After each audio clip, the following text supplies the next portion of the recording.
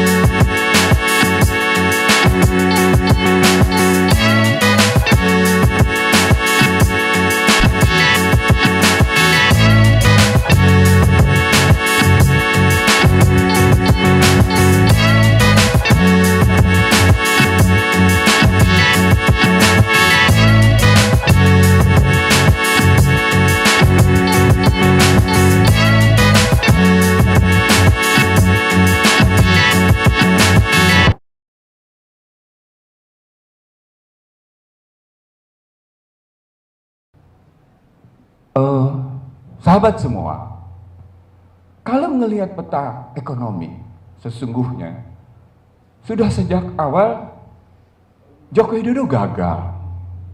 Ingat nggak kampanye 2014 yang berteriak-teriak $1 sampai dengan 10.000 siapa?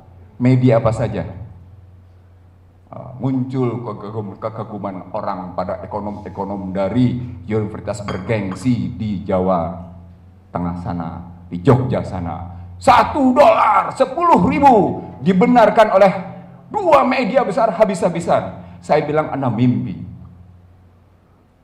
Pada saat Joko Widodo dilantik menjadi Presiden RI 20 Oktober 2014, $1 sama dengan 12.401 rupiah.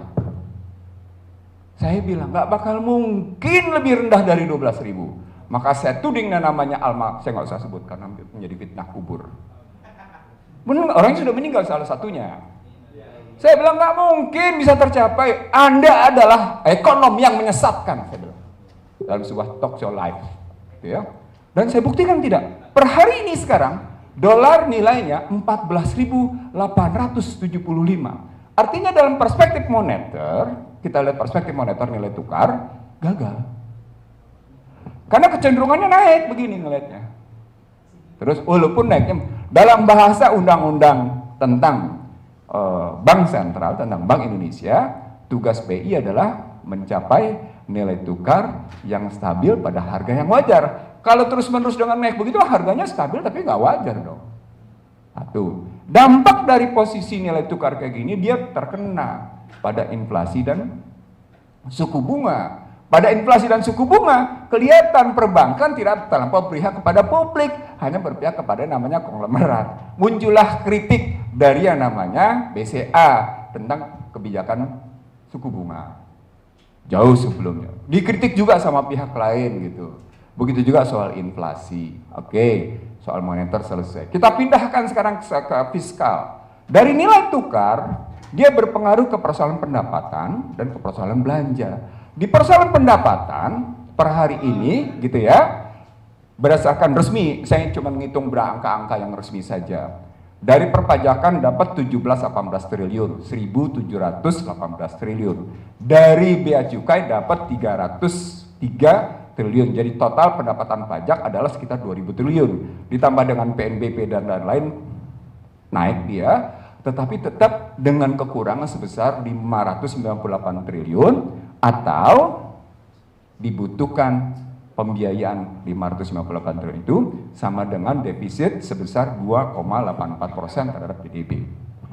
Apa indikatornya? Indikatornya adalah belanja yang sementara ini dikuatkan itu tetap tidak menghasilkan perbaikan. Indikator pertama adalah Gini rasio yang tetap 3,84. 3,81, 3,82 sampai 3,84. Gini rasio menyatakan sebuah ketimpangan. Kalau dikembalikan pada sejak awal Joko Widodo berkuasa sampai dengan posisi hari ini, maka prestasi Joko Widodo menurunkan Gini rasio adalah 0,02 sampai dengan 0,03. Jadi bergeraknya cuma di situ, 0,2. Nggak jauh-jauh aja dia pakai posisi begitu.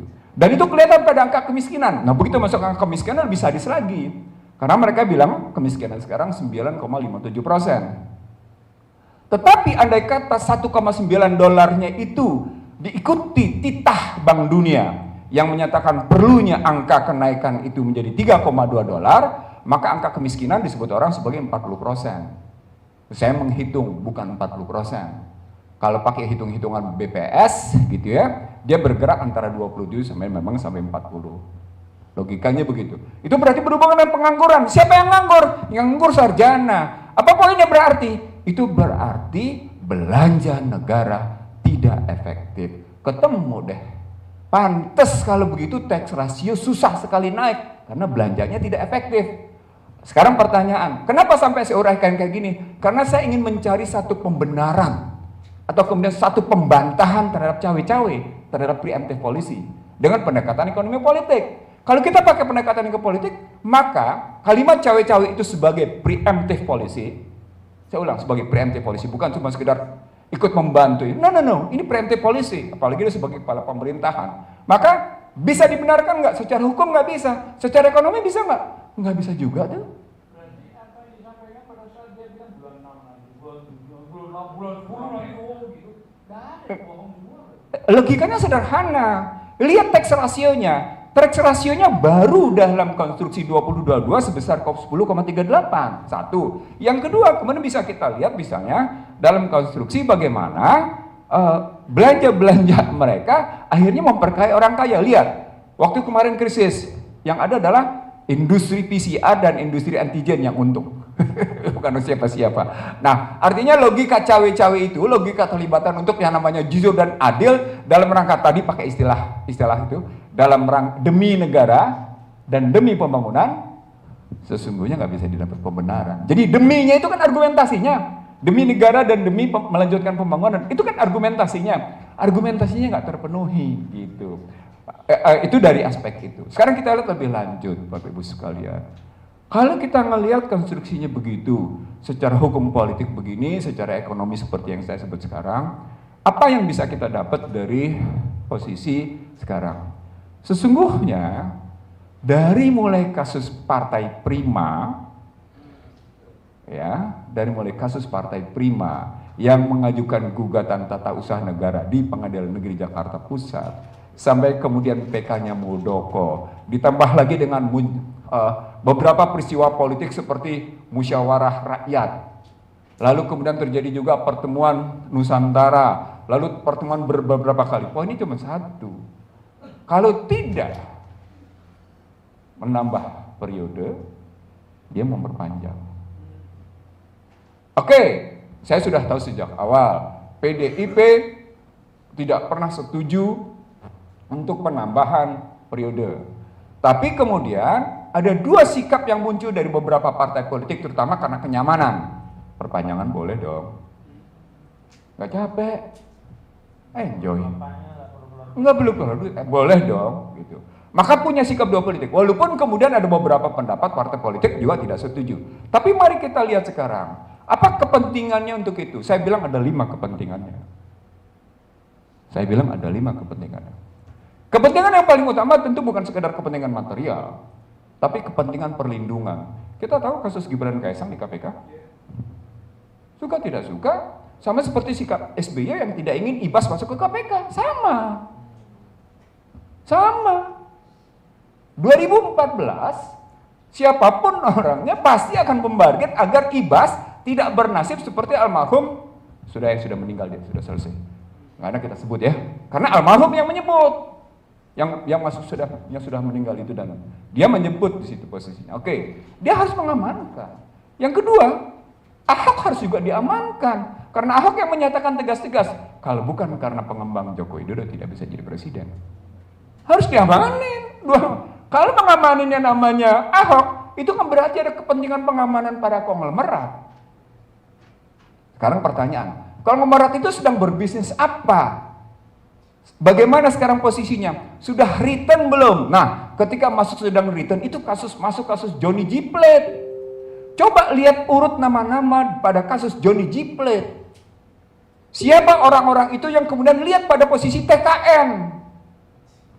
Lihat pada kasus TKN, siapa yang duduk sebagai orang-orang keuangan di TKN, bisnis mereka sebelumnya apa, relasinya kayak gimana, akan telusur. Kata kuncinya sederhana sesungguhnya. Pada cerita Johnny G. Plate, buka aliran uangnya, PPATK suruh bongkar itu.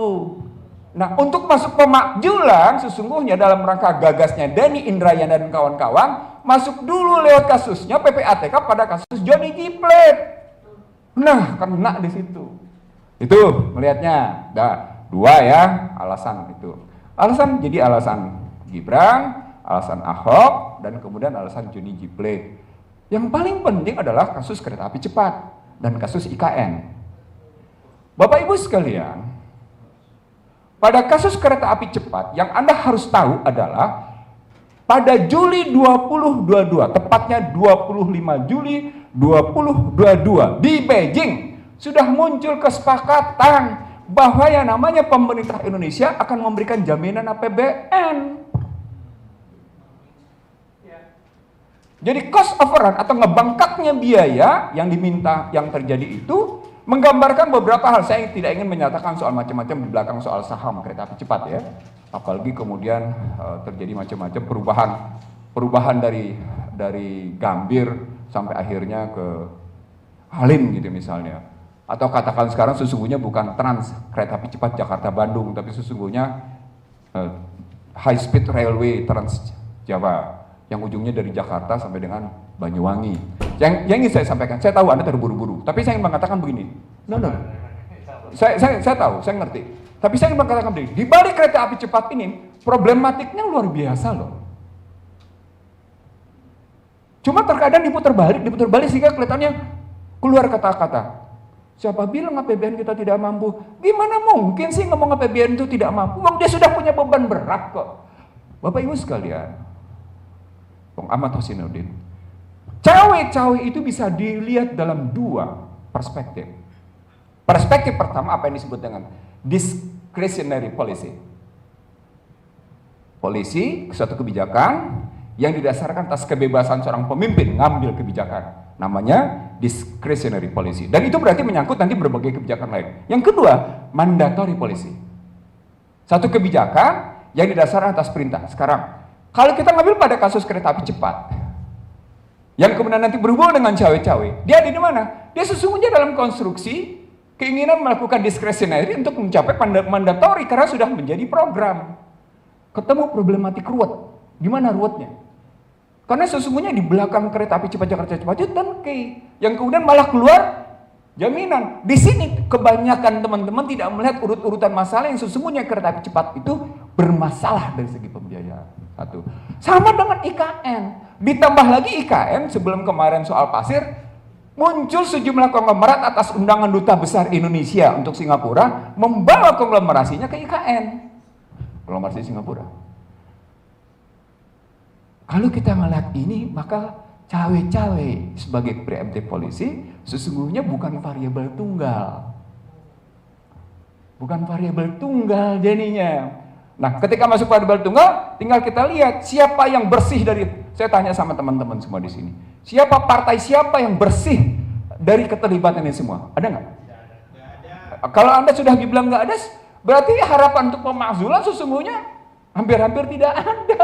Dan berarti apa yang disampaikan oleh Lim Bian Ki, nggak usah pakai namanya Yusuf Ponandi, karena memang namanya aslinya ya Lim Bian Ki. Apa yang disampaikan oleh Yusuf Ponandi atau alias Lim Bian Ki, pada hakikatnya akan jadi begitu. Apalagi kita tahu bahwa, maaf ya, beberapa tokoh utama di balik Lim Bian Ki adalah orang-orang penting di East West Center.